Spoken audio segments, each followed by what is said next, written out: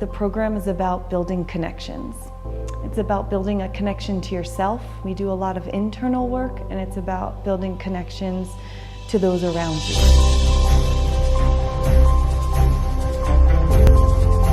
I just think this experience in general is truly amazing and surreal.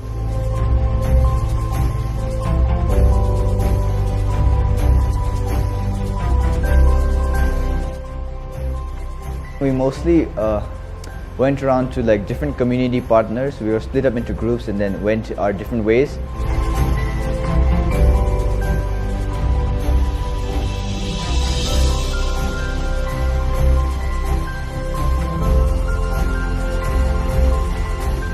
Part of the growth that happens on this trip is that it's a break from the routine, it's a break from what they see as normal, and so they are forced to confront some of their own assumptions, some of their views of the world.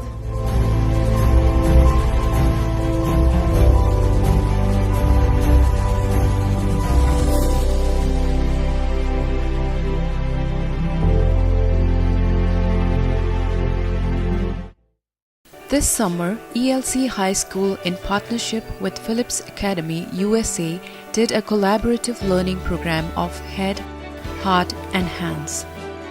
14 students from Phillips Academy, along with 13 students from ELC, engaged for a 7 days program. A few years ago, my colleague Raj Mundra, who is the mastermind behind our program and who's been traveling to India for the last 15 years with a similar kind of program, he approached me to join him on a trip to India. So in the summer of 2016 was the first time I went on a trip like this, where we visited community partners, where students practiced design for change, and where we really tried to invite students to learn about how to live a life of service through experiential learning. And also through being in a space outside of what's usual for them, what's in their comfort zone. Part of the growth that happens on this trip is that it's a break from the routine, it's a break from what they see as normal, and so they are forced to confront some of their own assumptions, some of their views of the world, and maybe also some of the big questions of life. Because of the new setting that they've been placed in. The program is also designed to get them to connect with others, so to build relationships both across culture and within the group. They explored various places and met with several community partners.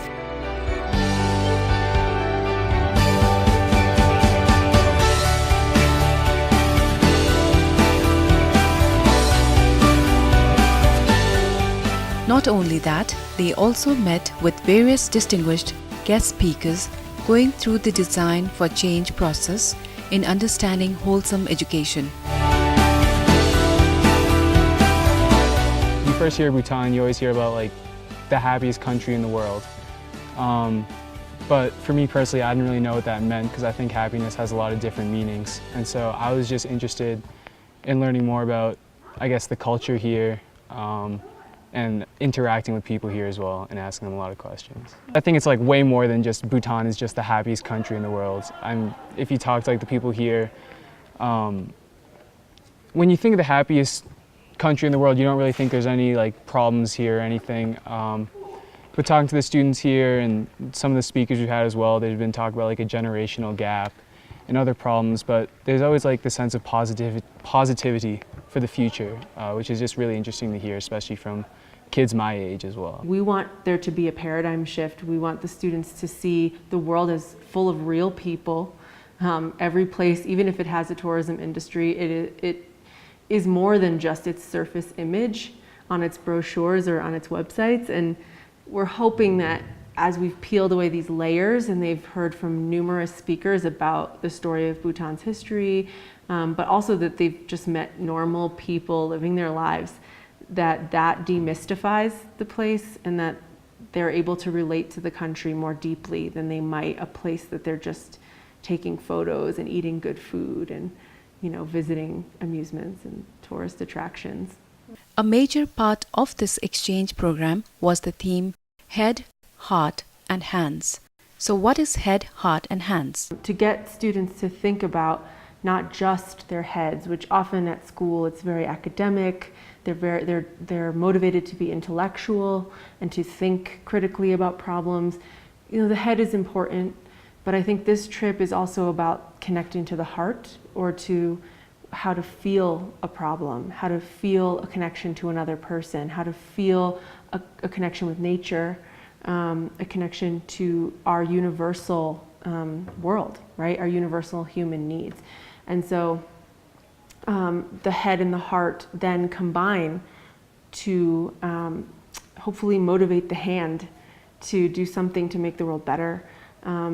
Hopefully also it gives them an attitude along the lines of hand, an attitude of I can do something, right? Like sometimes problems, when we think about them, they feel huge, they feel insurmountable, they feel scary, and we kind of just shut down, you know? And I think we want the students to think big. We've heard this expression from many of our partners here, think big, but act small. So it's okay, you might feel like these issues are big, but you can do one small thing. You can use your hands to make one small change to make the world better. So first of all, to explain the heart on the hands, it's metaphorically speaking of to put our heart in our sleeves, not to hold back any of the emotions we might be having. So I think this is just to help us all really just get out of our comfort zone and interact with one another. And now to me, the concept of head, heart and hands is very similar to how you make change and how you perceive the world. Because no matter what you do, you either have to think it through with your head, feel it with your heart, or do it with your hands. To me, that personally means like when you're doing something, do it with like holistically. Think with your heart and also with your head, and work with your hands. I think that when you're putting your heart and soul into something, that's when you get the best result, and when you're most passionate about it. The day always started with a mindful walk and a minute of meditation.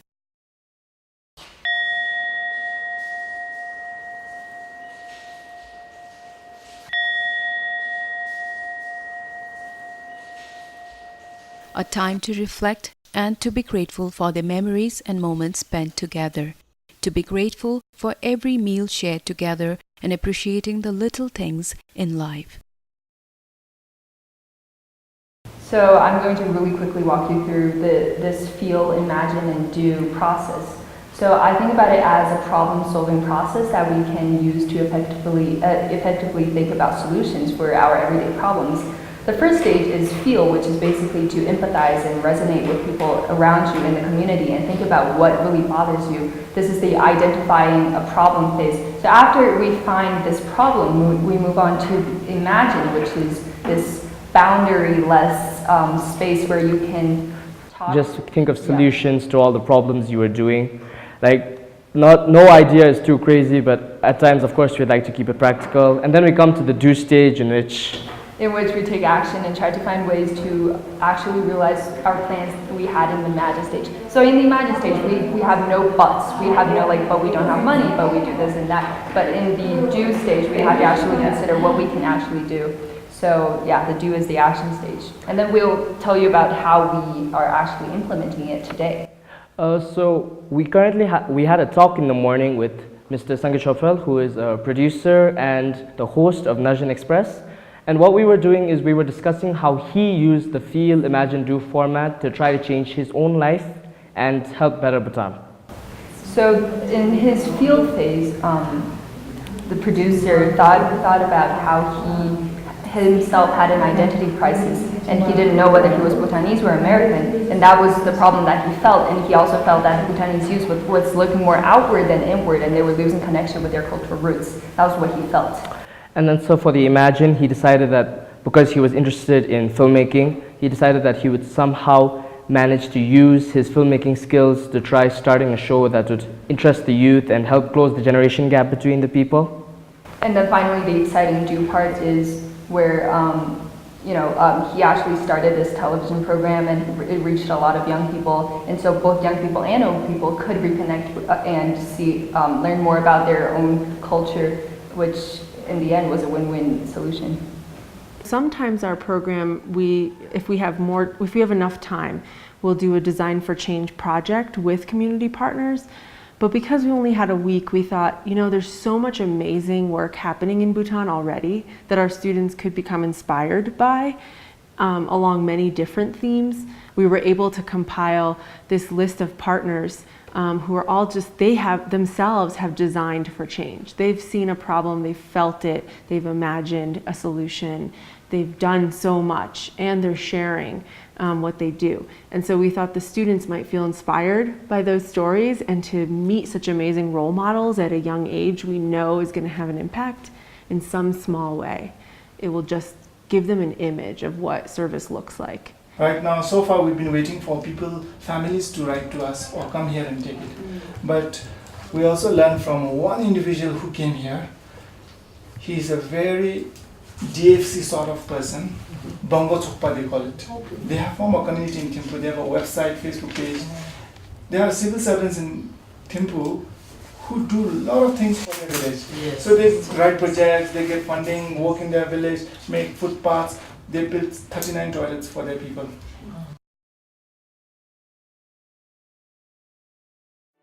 The students are divided into 3 groups of environment, health, and media, depending on their interest and passion. Today, the environment group is visiting one of the local community partners, Clean Bhutan. In the field phase, the students get to listen, talk, understand a problem, and ask questions to the community partners.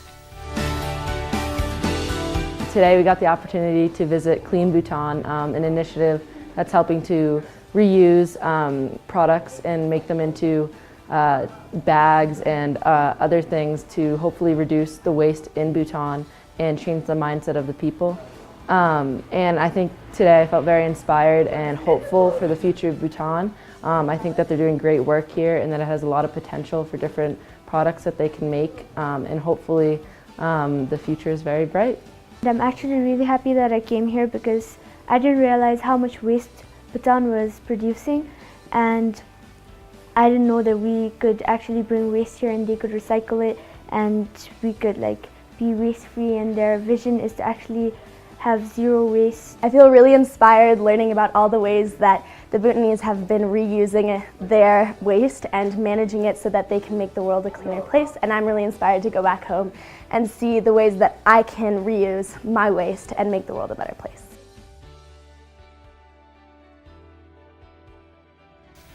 After the visit, the students come back to their school, and in their group they share, discuss about what they have learned and felt, and try to come up with suggestions and solutions to tackle the problem.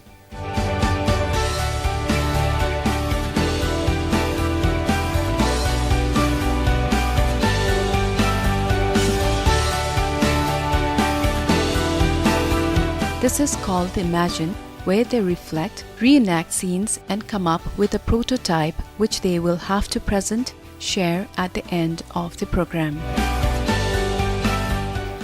Other than meeting the community partners, the students were also introduced to various guest speakers from Bhutan. The guest speakers shared about their personal experiences and challenges on various subject matters, aiming towards making the students realize the importance of wholesome education and leading a life of service. Bringing in the speakers is a way to present to our students, again, looking at the Bhutanese culture from different perspectives. By giving our students a variety of speakers, they realize there's not just one story.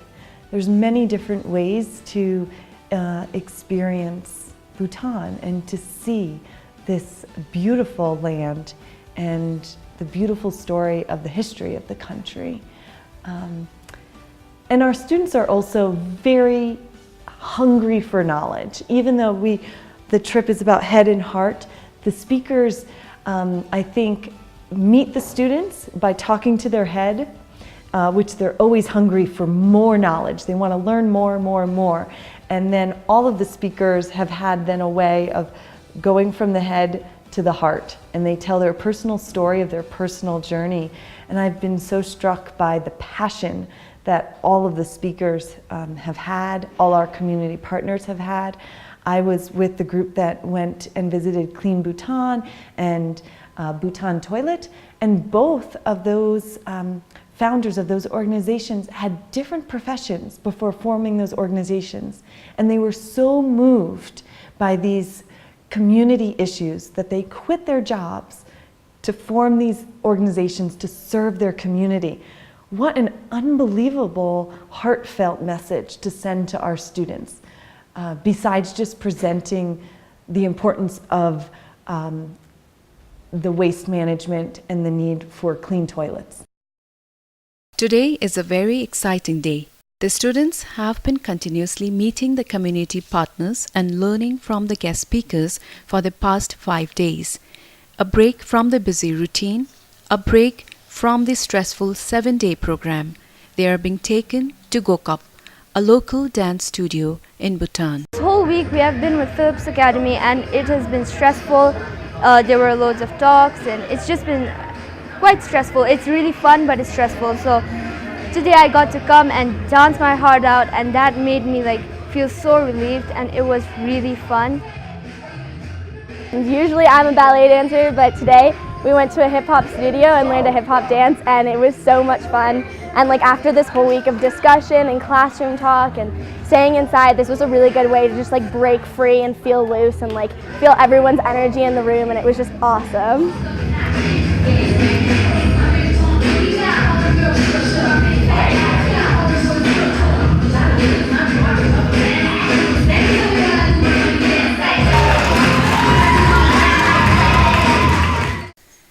Today is the last day of the exchange program.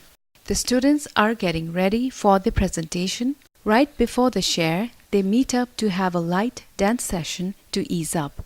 The students are dancing to a song which they have learned during the summer program.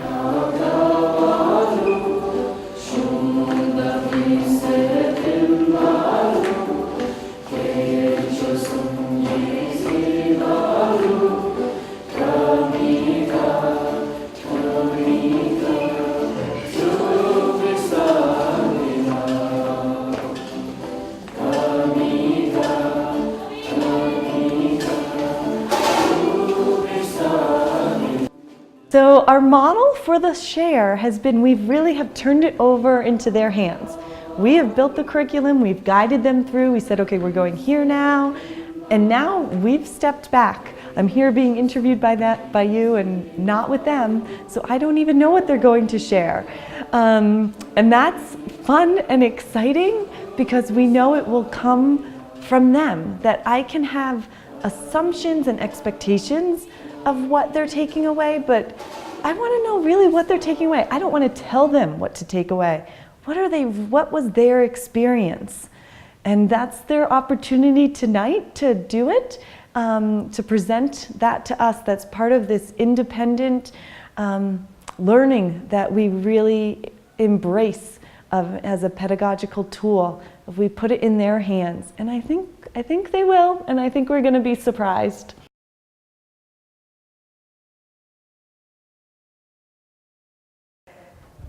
I think my experience living in America has been that it can sometimes be easy to forget to live in the present and forget to be present.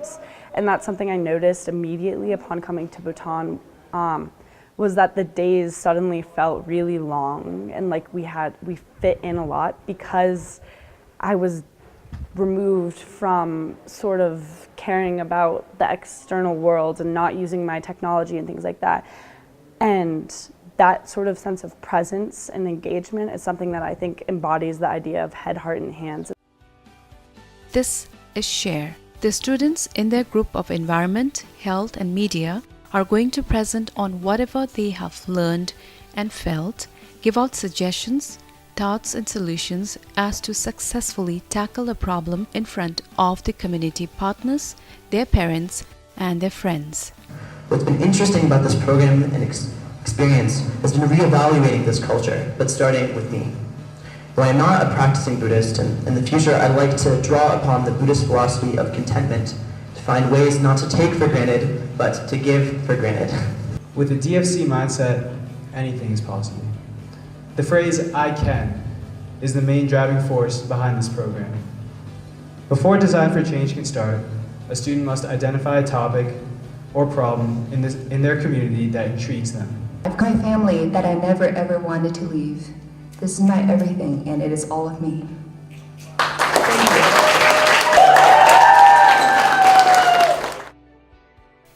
The program ended with awarding of prizes and also by sharing the feelings.